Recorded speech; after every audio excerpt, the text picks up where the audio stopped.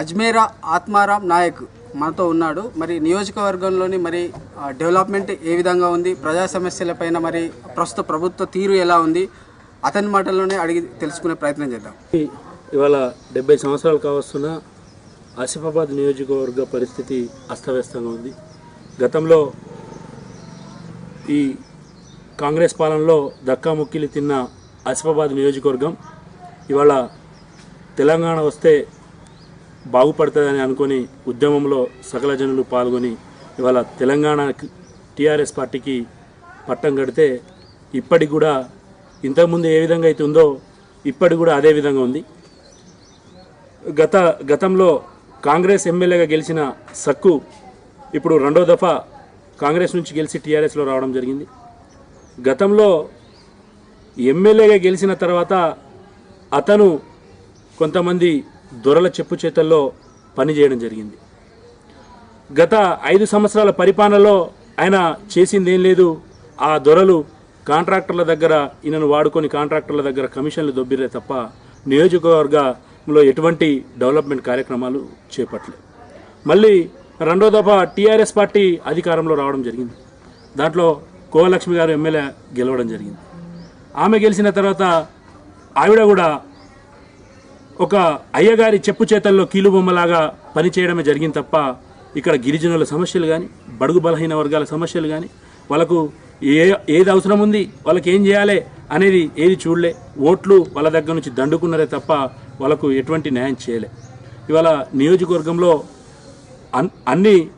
అనేక మండలాల్లో సమస్యలు తీసుకుంటే ఇవాళ ప్రతి మండలంలో మండల హెడ్ క్వార్టర్ నుంచి గ్రామానికి రాకపోకలు కనెక్టివిటీ లేనేలేదు, దారి లేనేలేదు. రవాణా సౌకర్యంలో అయితే సున్నా అని చెప్పుకోవచ్చు. రవాణా సౌకర్యం తీసుకున్న వైద్య సదుపాయం తీసుకున్న విద్యా సదుపాయం తీసుకున్న వీటిలో ఆసిఫాబాద్ నియోజకవర్గాన్ని గత పాలకులు ఆతరం సక్కు గారు కావచ్చు, కోవలక్ష్మి గారు కావచ్చు, 0 స్థాయికి తీసుకురావడం జరిగింది. ఎగ్జాంపుల్ రవాణా సౌకర్యంలో తీసుకుంటే ఇవాళ ఆసిఫాబాద్కి 2 కిలోమీటర్ల దూరంలో ఉన్న గుండి వాగు బ్రిడ్జి తీసుకుంటే సక్కు గారు మొదటి దఫాగా ఎమ్మెల్యే గెలిచిన అప్పుడు కొబ్బరికాయ కొట్టడం జరిగింది. తర్వాత కొబ్బరికాయ కొట్టిన తర్వాత మళ్ళీ కోవలక్ష్మి గారు టీఆర్ఎస్ పార్టీ నుంచి ఎమ్మెల్యేగా గెలిస్తే పిల్లర్లు వేయడం జరిగింది. మళ్ళీ రెండో దఫా కాంగ్రెస్ నుంచి గెలిచి ఇవాళ పశువుల సంతలో ఏ విధంగా అమ్ముడు పోతారో అదేవిధంగా ఇలా ఆత్రం సక్కు కేసీఆర్కి అమ్ముడు పోయిండు. ప్రశ్నించే గొంతు అయి మా నియోజకవర్గ సమస్యలను బాగు చేస్తాడని ప్రశ్నించే గొంతు అవుతాడని ఇలా కాంగ్రెస్ పార్టీ నుంచి ఆయనకు ప్రజలు ఓటేసి ఆయన మీద నమ్మకంతో గెలిపిస్తే ఆయన పశువుల సంతలో ఏ విధంగా అమ్ముడు పోతారో అదేవిధంగా ఇలా కేసీఆర్కు అమ్ముడు పోయిన పరిస్థితి. అయితే వాగు బ్రిడ్జి చూసుకుంటే ఇప్పుడు పిల్లర్లు అయి ఉన్నది. మరి అది 5 సంవత్సరాల కొబ్బరికాయ, 5 సంవత్సరాలకు పిల్లర్లు, ఇంకో 5 సంవత్సరాలకు స్లాప్ అనే విధంగా ఇప్పటి వరకు రాకపోకలు దగ్గర 4-5 గ్రామాలు పెద్ద గ్రామాలకు రాకపోకలు బంద్. తిర్యాని రోడ్డు చూసుకుంటే ఇప్పటి వరకు రోడ్డు కాని పరిస్థితి. ఒక్క గంటలో ఏదైనా అత్యవసర పరిస్థితి చికిత్స కొరకు కానీ ఏదైనా ప్రెగ్నెన్సీ మహిళలు ఇక్కడికి రావాలంటే 10 నిమిషాలు రావాల్సిన తొవ్వను ఇవాళ గంటన్నర పడితే తప్ప ఇక్కడ జిల్లా కేంద్రంలో ఉన్న ఆసుపత్రికి రాని పరిస్థితి. అక్కడక్కడ ప్రాథమిక ఆసుపత్రులు దూరం అవుతుందని చెప్పేసి ప్రజల నుంచి విన్నపాలు ఉన్నాయి. కానీ వాటిని పట్టించుకునే ఎమ్మెల్యేలు ఇక్కడ లేరు. ఏదైనా ధనార్జన కోసమే పనిచేస్తున్నారు తప్ప ఇవాళ ప్రజల సమస్యలను పట్టించుకునే పరిస్థితి ఇక్కడ ఉన్న ఎమ్మెల్యేలది లేదు. సంబంధించిన అసెంబ్లీ నియోజకవర్గం మరి ఏదైతే మరి గిరిజనులకు సంబంధించి మరి వాళ్ళ హక్కులు కానీ వాళ్ళ మరి ప్రాథమిక హక్కులు కానీ ఎంతవరకు నెరవేర్చిందని మనం భావించవచ్చు. ఇవాళ పోడు వ్యవసాయం గిరిజనులు చేస్తున్నారు. రక్తహీనత ఉన్న ఏజెన్సీలో పరిస్థితి. పోడు వ్యవసాయం చేస్తున్న రైతులకు ఇవాళ ఇక్కడున్న ఎమ్మెల్యేలు కావచ్చు, కోవలక్ష్మి మాజీ ఎమ్మెల్యే ఇప్పుడు జిల్లా పరిషత్ చైర్మన్, ఇవాళ కేసీఆర్ దగ్గరికి పోయి 100 సంవత్సరాల నుంచి పోడు వ్యవసాయం చేస్తున్న వాళ్ళకు పట్టాలు ఉన్నాయి, వాళ్ళు ఎప్పటి నుంచో పోడు వ్యవసాయం చేస్తున్నారు అని కేసీఆర్ దగ్గర నుంచి జీవో తీసుకురాక ఏదో తూతూ మంత్రం తుమ్మకాయ మంత్రం ప్రజలను మభ్యపెట్టే విధంగా నిన్న మొన్న పిఓ గారిని పోయి కలిసి పోడు వ్యవసాయం చేస్తున్న వాళ్ళని అడ్డుకోవద్దు సార్ అని చెప్పేసి వినతి పత్రం ఇచ్చారు. అది ఎంతవరకు కరెక్ట్? ప్రజలను ఎన్ని రోజులు మోసం చేస్తారు? మీరు చేయాల్సింది చేయక ఏదో మభ్యపెట్టి మోసం చేయాలని చూస్తున్నారు తప్ప ప్రజలకు ఎక్కడ న్యాయం జరుగుతలేదు. గిరిజనులు ఇవాళ ఏజెన్సీ ప్రాంతాల్లో రక్తహీనతతోటి ఉన్నారు. ఇవాళ కిషన్ నాయక్ తాండా తీసుకుంటే కిరమిరి ఘాట్ అవతల నుంచి దగ్గర 800 కుటుంబాలు స్వతంత్రం వచ్చినప్పటి నుంచి ఇప్పటి వరకు వాళ్ళ పరిస్థితి ఇదే విధంగా ఉంది. వాళ్ళకు పోవడానికి రోడ్డు సౌకర్యం లేదు. ప్రధానమంత్రి సడక్ యోజన కింద బ్రిడ్జ్ మరి రోడ్డు శాంక్షన్ అయితే ఇప్పటి వరకు దానికి కొబ్బరికాయ కొట్టిరే తప్ప దాని మరి అది ఎటువైంది, దానికి ఎక్కడ సమస్య వచ్చింది, ఫారెస్ట్ వాళ్ళ దగ్గర సమస్య వస్తే దాన్ని తీర్చుదామనే కనీస ఆలోచన మాజీ ఎమ్మెల్యే కానీ ప్రజెంట్ ఉన్న ఎమ్మెల్యే కానీ ఇంతకుముందు ఎమ్మెల్యే చేసి ఇప్పుడు జిల్లా పరిషత్ చైర్మన్ చేస్తున్న కోవలక్ష్మి గారికి కానీ సక్కు గారికి ఇప్పటి వరకు లేదు. వాళ్ళు కీలుబొమ్మలాగా ఆయన పురాణం సతీష్ చేతిలో కోవలక్ష్మి కీలుబొమ్మ, ఆయన ఇంతకుముందేమో విశ్వప్రసాద్ ప్రేమసాగరావు చేతిలో కీలుబొమ్మ, మరే ఇప్పుడు ఇద్దరు కలిసి అదే పురాణం సతీష్ చేతిలో మళ్ళీ కీలుబొమ్మలాగా పనిచేస్తున్నారు తప్ప గిరిజనుల సమస్యలను గిరిజనులు ఇవాళ రిజర్వ్ చేయబడ్డ కాన్స్టిట్యున్సీలో వేరే వాళ్ళ పెత్తనం ఎన్ని రోజులు అని చెప్పేసి గిరిజనులు ఇలా మనసులో కుమిలిపోతున్న పరిస్థితి. మరి గిరిజనుల సమస్యలు గిరిజనులకు తెలుస్తాయి తప్ప వేరే వాళ్ళకు తెలివై కదా అని చెప్పేసి రాజ్యాంగబద్ధంగా ఇవాళ ఇక్కడ గిరిజనులు మాత్రమే పరిపాలించుకోవాలి అని ఇస్తే ఇవాళ తోలుబొమ్మ కీలుబొమ్మ లాగుండి ఇవాళ పురాణం సతీష్ గారి చేతుల్లో ఇవాళ ఆట వస్తువులాగా మారి ఇలా అన్ని సమస్యలను గంగలో కలిపిరని చెప్పేసి ఈ సందర్భంగా ఇప్పటి వరకు నియోజకవర్గంలో అపరిష్కృతంగా ఉన్న వర్క్స్ ఏంటి, మరి వాటిపైన మరి ప్రభుత్వం స్పందిస్తుంది అనుకుంటారా, మరి స్పందించట్లేదని మీరు భావిస్తున్నారా?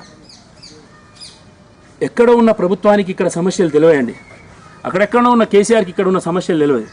ఇక్కడ పబ్లిక్ రిప్రజెంటేటివ్గా ఉన్న ఎమ్మెల్యేలు కావచ్చు, ఆతనం సక్కు కోవలక్ష్మి గారు కావచ్చు, ఇక్కడ ఉన్న సమస్యలను వారి ముందుకు తీసుకెళ్తే తప్ప వారికి తెలియదు. ఇవాళ కిషన్ నాయక్ తాండా, గుండి బ్రిడ్జ్, ఖైర్గూడ వాగ్ bridge, Tiryani road, Takkalapalli road, Nambala road, అనేక సమస్యలు. ఇవాళ నంబాల రోడ్డు తీసుకుంటే వర్షాకాలం వస్తే జంబు కొట్టి నారు వేసే పరిస్థితి. దగ్గర 5 నుంచి 6 గ్రామ పంచాయతీలు 10,000 జనాభా కలిగిన ఆ రోడ్డును ఇప్పటివరకు మరమ్మతులు చేపట్టలే. ఆతరం సక్కు ఎమ్మెల్యే అయిండు, ఓడిపోయిండు, కోవలక్ష్మి ఎమ్మెల్యే అయింది, ఓడిపోయింది, జిల్లా పరిషత్ చైర్మన్ అయింది, మళ్ళీ ఎమ్మెల్యే అయ్యాలి. కానీ అదే విధంగా ఉంది పరిస్థితి. తక్కలపల్లి గ్రామ పంచాయతీ తీసుకుంటే ఇప్పటివరకు కొబ్బరికాయ కొట్టడం తప్ప వీళ్ళు ఏం చేస్తలేరండి. ఒక కొబ్బరికాయ కొడతారు, బరాబర్ 10 రూపాయల కొబ్బరికాయ బండ తీసుకొస్తారు, అగరబస్తులు అంటించి కొబ్బరికాయ కొట్టుడే తప్ప ప్రజల సమస్యలు కానీ ప్రజలు ఏ విధంగా బాధపడుతున్నారని చూస్తాను లేరు. ఒక కొబ్బరికాయ కొడుతున్నారు. మళ్ళీ ఆ కాంట్రాక్టర్ కమిషన్ ఇవ్వకపోతే అరే నువ్వు చేయకరా పని చేయకరా అని చెప్పేసి వాడిని బెదిరించి వాళ్ళే పనులు ఆపుతున్నారు. రాష్ట్రంలో టీఆర్ఎస్ ఉన్నది, మరి కేంద్ర రాష్ట్ర ప్రభుత్వాలు మరి ఏదైతే మరి సంక్షేమ పథకాలు ప్రజలకు అట్టడుగునున్న జిల్లా ఇది, మరి నియోజకవర్గం కూడా ఆదివాసుల నియోజకవర్గం, మరి ఈ ప్రజలకు ఈ సంక్షేమ ఫలాలు అందుతున్నాయని మీరు భావిస్తారా? మంచి క్వశ్చన్ అడిగినారు మిత్రులు. ఇవాళ అత్త సొమ్ముని అల్లుడు దానం చేసే విధంగా టీఆర్ఎస్ ప్రభుత్వం కేంద్రం ఇచ్చే నిధులను ఇన్ని రోజులు దారి మళ్లింప చేసి మరీ వాడుకోవడం జరిగింది. కానీ నరేంద్ర మోడీ గారు ఇవాళ అది గ్రహించి కొన్ని స్కీములను దారి మళ్లింప చేయకుండా దాని నిబంధనలు పెట్టడం జరిగింది. అయితే ఇవాళ కేంద్ర ప్రభుత్వం ఆలోచించేది ప్రజల కోసం, ఈ కేసీఆర్ ఆలోచించేది కుటుంబం కోసం, ధనార్జన ఏ విధంగా చేసుకోవాలి దాని మీద. ఇలా కేంద్ర ప్రభుత్వం గ్రామ పంచాయతీలకు మీకు అందరికీ తెలుసు నేరుగా నిధులు ఇవ్వడం జరుగుతుంది. నేరుగా గ్రామ పంచాయతీ కేంద్రం నుంచి నిధులు గ్రామ పంచాయతీలకు రావడం జరుగుతుంది. ఇవాళ స్టేట్ ఫైనాన్స్ నుంచి ₹1 కూడా ఇవాళ గ్రామ పంచాయతీలకు పడడం లేదు. పైపెచ్చు ఇవాళ మీకు నేను క్లారిటీగా తెలియజేస్తా, గ్రామ పంచాయతీలకు నిధులు కేంద్రం ఇస్తే దీని మీద కేసీఆర్ పెత్తనం చెలాయిస్తుండు. మొన్న ఇన్ని రోజులు గ్రామ పంచాయతీలో కరెంట్ ఎవరు పెడతారు? గ్రామ పంచాయతీ సిబ్బంది మరియు అక్కడున్న సర్పంచ్ గారు స్థానికులు పెట్టుకుంటారు. అయితే వాళ్ళ కలెక్టర్ నుంచి డిపిఓ గారి దగ్గర నుంచి కొన్ని ఉత్తర్వులు ఇచ్చి స్టేట్ నుంచి కేసీఆర్ అట కరెంటు వీధి దీపాల కొరకు, బుగ్గల కొరకు, లైట్ల కొరకు దానికి యొక్క వ్యవస్థ ఏర్పాటు చేయడం వ్యవస్థ కొరకు ఒకరికి 2 కంపెనీలకు కాంట్రాక్ట్ ఇవ్వడం జరిగింది. సిఎస్ఎం అని ఒకటి సంథింగ్ ఇంకోటి ఉంది. ఆ 2 కంపెనీలకు ఒకరేమో సప్లై చేయడము, ఇంకోరేమో వాటిని అమర్చడం. అయితే ఇవాళ గ్రామ పంచాయతీలో వాటిని ఆయన ఎక్కడో ఉంటాడు, పొద్దున మనకు సాయంత్రం రాత్రిపూట లైట్ కావాలి, ఆయన ఫోన్ చేసి రప్పించే పరిస్థితి ఉందా? అంటే వాళ్ళకు ఇవన్నీ అప్పచెప్పి దానికి మళ్ళీ సర్పంచే చెక్ ఇవ్వాల్సిన పరిస్థితి. డబ్బులేమో ఇట్లా అని రాష్ట్ర ప్రభుత్వం ఇవ్వట్లేదు. సర్పంచ్ గారు చెక్ రాసిచ్చి వాళ్ళకు బిల్ పేమెంట్ చేయండి, మీరు మేము ఇట్లా కాంట్రాక్టర్లను పంపిస్తాం, కంపెనీలను పంపిస్తాం, వాళ్ళకు మీరు మంత్లీ బిల్ చేయాలి. ఇటువంటి పరిస్థితి ఇవాళ గ్రామ పంచాయతీలో నడుస్తుంది. ఇవాళ గ్రామ పంచాయతీలో ఇది ఒకటే కాదు. మొన్న ట్రాక్టర్ల విషయం తీసుకుంటే కేంద్ర ప్రభుత్వం గైడ్లైన్స్ ప్రకారంగా మార్చి 31 తారీఖు రోజున కొత్త వెహికల్ ఎవ్వి కూడా రిజిస్ట్రేషన్లు ఆపేయాలి అని గైడ్లైన్స్ 2 నెలల ముందే ఇస్తే కేసీఆర్ ట్రాక్టర్ల కంపెనీలో ఓనర్లతోటి మాట్లాడి ఇలా మీరు మ్యానుఫ్యాక్చర్ చేస్తున్న ట్రాక్టర్లు అన్నీ డిస్మాండిల్ చేసే పరిస్థితి వస్తుంది, కాబట్టి మీ ట్రాక్టర్లను నేను గ్రామ పంచాయతీలకు అప్పచెప్తా, వాటికి అప్పచెప్పిన తర్వాత మీరు నాకు కమిషన్లు ఇవ్వాలి అని ఆలోచించి ఇవాళ ట్రాక్టర్లు అవసరం ఉన్నా లేకున్నా చిన్న గ్రామ పంచాయతీలో రిక్షాతోటి చేసుకునే పరిస్థితి ఉంది. అయినా అవసరం లేకున్నా కూడా వాళ్ళకు ట్రాక్టర్లను కొనబెట్టిండు. మా నియోజకవర్గ స్థాయిలో ఇవాళ గిరిజనులు, ఏజెన్సీ ప్రాంతాలు గత 100 సంవత్సరాల నుంచి ప్రజలు భావించేది వాళ్ళకు కావాల్సిన రోడ్లు, దగ్గరలో హాస్పిటల్, తర్వాత తాగునీటి సౌకర్యం, విద్య. కానీ ఇలా పరిస్థితి లేదు. రోడ్లు ఎక్కడ చూసినా గుంతలు, బొందలు, వాగులు, వంకలు, తాత్కాలిక బ్రిడ్జిల నిర్మాణం చేస్తే అవి కొట్టుకోపోవడమే. ప్రజలు ఇలా ఆలోచించింది ఆసిఫాబాద్ నియోజకవర్గంలో మాకు రోడ్డు సౌకర్యం కావాలి, మేము ఇన్ని సంవత్సరాల నుంచి గిరిజనులుగా, ఆదివాసీలుగా గుట్టలెంబడి బతుకుతున్నాం, ఇప్పుడైనా మేము బయటికి పోయి బాహ్య ప్రపంచాన్ని చూడాలనుకుంటున్నాం అనే ఉద్దేశంతో ఇలా వాళ్ళు ఓట్లేస్తే ఇవాళ పరిపాలిస్తున్న ఎమ్మెల్యేలు 2 సార్లు పరిపాలించిన తప్ప వాళ్ళ యొక్క గోడును వినిపించని పరిస్థితి. ఇవాళ రైతులు ఉన్నారు. ఇవాళ ఇది ఆసిఫాబాద్ నియోజకవర్గం రైతాంగం మీద 99% ఇలా ఆధారపడి బతికే పరిస్థితి. రైతులు గత 100 సంవత్సరాలుగా పోడు వ్యవసాయం చేసుకుంటూ వచ్చి ఇలా వాళ్ళు భూమిని దున్నుకుంటే ఇవాళ మీరు పట్టాలున్నా కూడా ROFR పట్టాలున్నా కూడా మిమ్మల్ని దున్ననీయమని చెప్పేసి ఫారెస్ట్ అధికారులు అనేక మండలాల్లో, అనేక గ్రామాల్లో వాళ్ళను ఇవాళ అక్కడికి పోయి అడ్డుకోవడం జరుగుతుంది. మీరు పట్టాలున్నా కూడా ఎడ్ల నాగలతోటి దున్నుకోవాలి కానీ మీరు మిషన్ పెట్టడానికి 1 గంట దున్నితే మట్టుకి అక్కడనే చతికిల పడి సచ్చే పరిస్థితి ఉంది. మరి మిషన్ పెట్టకుండా ఏ విధంగా దున్నుమంటున్నారో ఫారెస్ట్ అధికారులకు తెలవాలి, ఇక్కడ ఉన్న ఎమ్మెల్యేలకు తెలవాలి, సీఎం గారికి తెలవాలి. ఇవాళ సీఎం గారు గత 6 సంవత్సరాలుగా క్వారంటైన్లోనే ఉన్నాడు. క్వార్టర్ తాగుతుండు, క్వారంటైన్లో ఉన్నాడు.